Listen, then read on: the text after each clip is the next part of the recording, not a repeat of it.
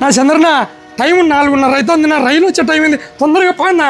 ఒరే స్వామి, నేను నర్సలాగా వచ్చానారా? 4:30కు రావాల్సిన ట్రైను 8:30కు వచ్చాందిలే.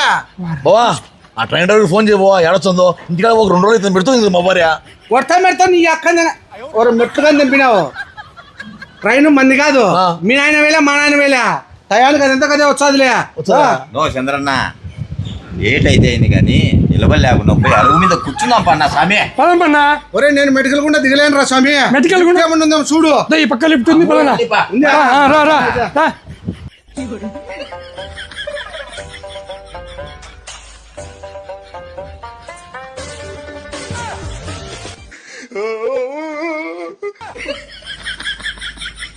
నలుగురేనా? ఏనా అంతేనో లిఫ్ట్ ఎక్కువ బరువు తీసుకోదన్నా నలుగురే. అన్న ఒక్క నిమిషం అన్న, అందరం పోతా. రైలు పోయే టైం అయిందన్న లెక్కించాలన్నా. లెక్క అయితే ఇవ్వండి.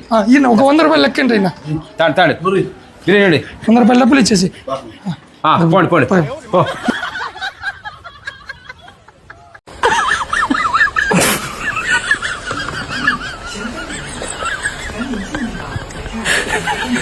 అరే రే పెద్ద సమస్య వచ్చి పడిందే, ఇప్పుడు ఏం చేద్దాం?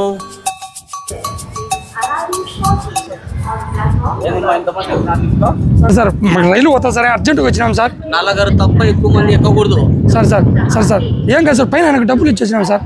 8 మంది సార్ డబ్బులు ఇచ్చినారు. అవును సార్. బిల్లు ఏది? బిల్లు ఇచ్చినాడా? బిల్లు ఒకటి మనం లెక్క కట్టండి, కేసు చేస్తాం. సార్ మనిషికి 50 రూపాయలు చొప్పున 400 ఇవ్వండి. లేదు సార్ రైలు పోతా సార్. 400 అన్నాయండి. ఎంత సార్ 400 సార్ పైసలు సార్, రైలు పోతా సార్.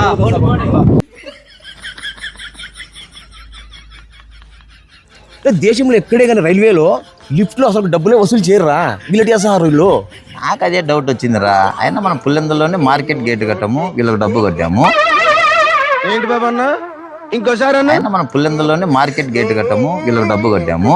ట్రైన్ పోతాదనే టెన్షన్ నేను కూడా ఆలోచించాలా. వీళ్ళ అధికారుల ముసుగులో ఉన్న దొంగల.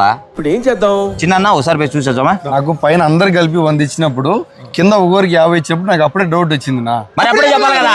పదారండి. ఈ రోజు మనకు తిక్కనాకులు అందరూ దొరికినారా, మంచి కలెక్షన్ అయిందిరా. అవునా, అంతా తిక్కనా కొడుకులేనా? గరా ఇది నీకు, ఇది నాకు, ఇది నీకు, ఇది నాకు. మాకురా కొడుకుని వెయ్యండి. పైన 100 కింద 50 తీసుకున్నప్పుడే మాకు డౌట్ వచ్చింది. రే వీళ్ళు దొంగలు పట్టుకోండి.